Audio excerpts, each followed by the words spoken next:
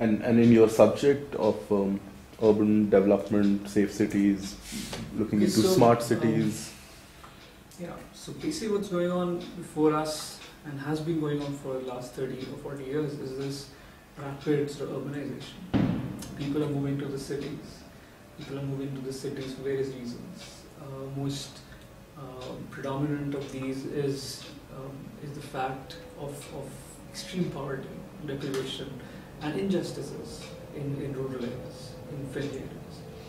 The city is seen somehow as a space which can guarantee employment, although of course in poor condition and so on. It can guarantee some element of freedom also from the sorts of chains that you're locked into in your native areas. Of course, a lot of this population has moved into the cities is of women. So the city traditionally has been believed that it would offer more liberation, it will offer a more free and equal environment to people who move in.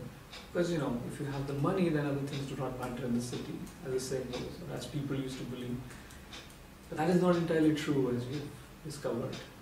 Forms of caste discrimination, forms of gender discrimination continue to exist, and they still will for a long time. And then secondly, cities are also part of the regional context. So for instance, we are in Delhi, and Delhi being the heartland of a very extreme sort of patriarchy, means even women who have come from areas which do not have that sort of extreme notions of patriarchy, they enter into these spaces and they face these troubles, even though they may be earning more and they have made other opportunities. And we see this with migrant populations from the south, from western parts of the country, from eastern parts, particularly from northeastern parts of the country, which are not as patriarchal as North India. But women from there come here, they work, they study, and they have to face these problems. So the city has been traditionally thought of as a melting pot, as a progressive environment that offers a potential of liberation, but in reality, because of prevailing notions, because of the context, because of so many other factors, it works out not according to how we have traditionally understood it. Therefore, the action needs to be on both these accounts.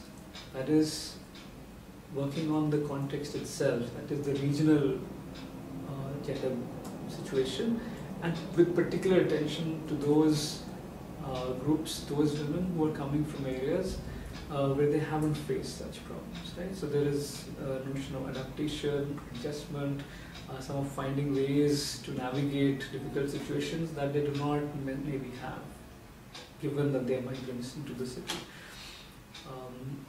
And as far as, like